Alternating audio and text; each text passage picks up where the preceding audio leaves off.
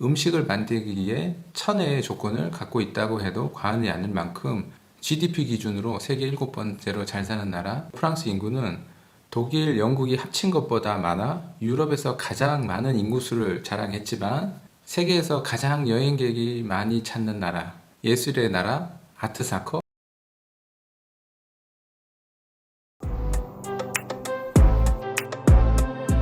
장단꾸러기 삼형제의 아빠, 프랑스의 파리에 살고 있는 파리 삼촌은 여러분에게 유럽 문화를 쉽게 알려드리는 친구가 되겠습니다.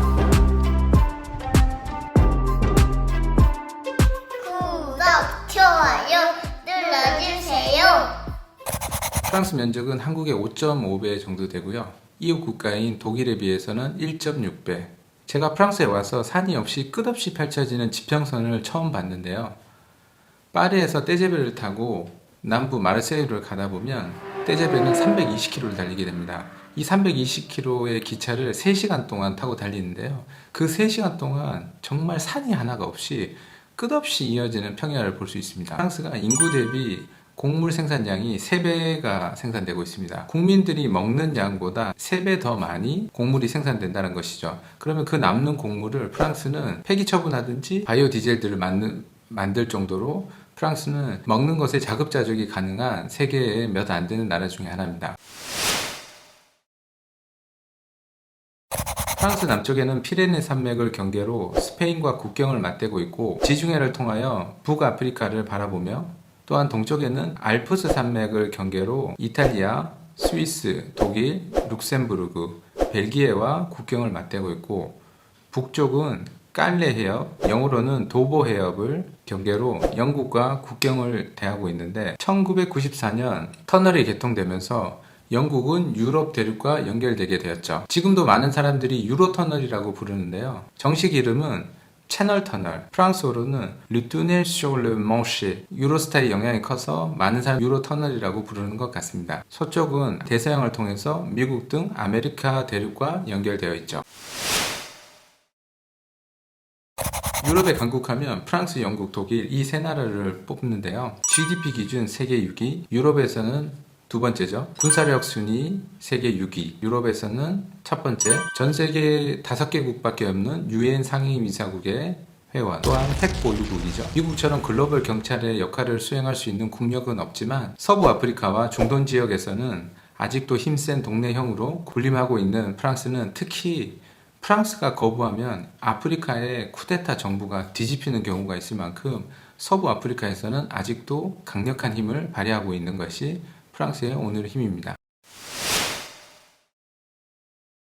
프랑스 인구는 러시아, 독일 다음으로 6,700만 명으로 꾸준히 증가하고 있는 추세입니다. 18세기 이전만 해도 프랑스 인구는 독일, 영국이 합친 것보다 많아 유럽에서 가장 많은 인구수를 자랑했지만 프랑스 대혁명 전후로 인한 인구 유출과 출산율 저하, 대기근 등이 겹치면서 인구가 급격하게 감소하게 되었고요. 100년 동안 이 수치는 회복되지 못하였습니다. 1950년대가 지나면서 서서히 인구는 증가하여 지금의 3위 정도로 오를 수가 있게 되었던 거죠. 인상파 마네, 모네, 폴 고갱, 야스파, 마티스, 건축의 3대 거장 중의 하나인 르꼬르뷰지에 프랑스 예술과 건축인들 뿐만 아니라 프랑스 이외의 국가에서 와서 프랑스에서 활동한 작가들도 아주 많은데요.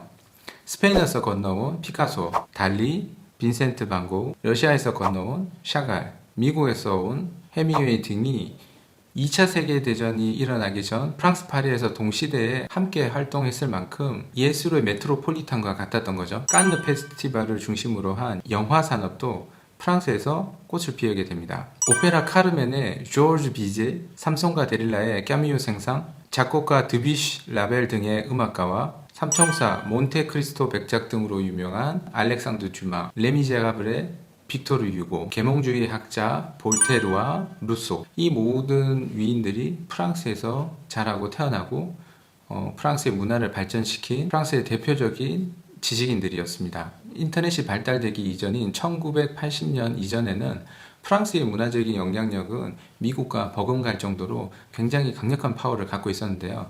인터넷이 본격적으로 보급되면서부터 프랑스의 영향력은 점차적으로 줄어들게 됩니다. 하지만 부자가 망해도 3년은 먹고 산다는 말이 있듯이 프랑스의 문화와 예술의 위치는 상당 기간 지속될 것으로 생각합니다.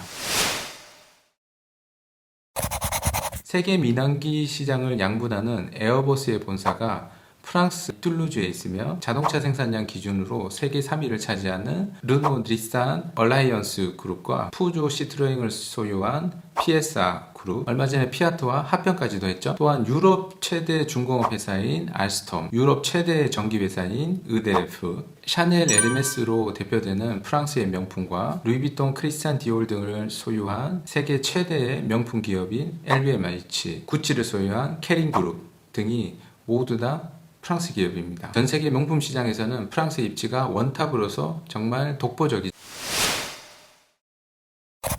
프랑스 하면 또 빠질 수 없는 것이 음식입니다. 세계 3대 요리를 뽑히는 프랑스 요리는 이태리 요리에서 시작됐다는 설이 많은데요. 1533년 까트린 드 메디치가 프랑스로 시집을 오면서 자기가 데리고 있던 요리사들과 함께 프랑스로 오게 되는데요. 이때부터 프랑스의 요리가 발전되기 시작했다라는 학설들이 가장 설득력을 갖고 있습니다. 오뚜 귀진이라 그래서 루이 14세 때 절정을 이루게 되는데요. 굉장히 복잡한 절차로 여러 가지 접시와 함께 여러 가지 스푼을 사용하는 복잡한 형태로 발전하게 되는데요. 하지만 1950년대 이후로 재료의 본연의 맛을 끌어내는 그런 방식으로 요리가 변화하게 되는데요. 이것 또한 프랑스적으로 요리를 재해석해서 이런 요리들이 프랑스에서 발달한 것 또한 앞에서 설명한 프랑스의 기후와 연관이 많습니다. 프랑스는 서쪽과 남쪽에 알프스와 피레네 산맥을 마주하고 있고 남쪽에는 온화한 지중해, 서쪽에는 대서양과 북쪽에는 도보해협과 북대서양을 마주하고 있어서 다양한 해산물과 산에서 나는 고급 치즈, 와인, 유럽에서 가장 품질 좋은 밀까지 생산되는 음식을 만들기에 천혜의 조건을 갖고 있다고 해도 과언이 아닐 만큼 풍부하고 다양한 식자재를 보유하고 있는 나라여서 음식이 발달하기에 최적의 조건이라는 많은 음식학자들의 이야기들이 있습니다. 다음 시간에는 프랑스의 대표적인 여행지와 지역별 특성을 나누어 설명해 드리도록 하겠습니다. 오늘도 시청해 주셔서 감사드립니다. 장단꾸러기 삼형제의 아빠, 프랑스의 파리에 살고 있는 파리 삼촌은 여러분에게 유럽 문화를 쉽게 알려드리는 친구가 되겠습니다.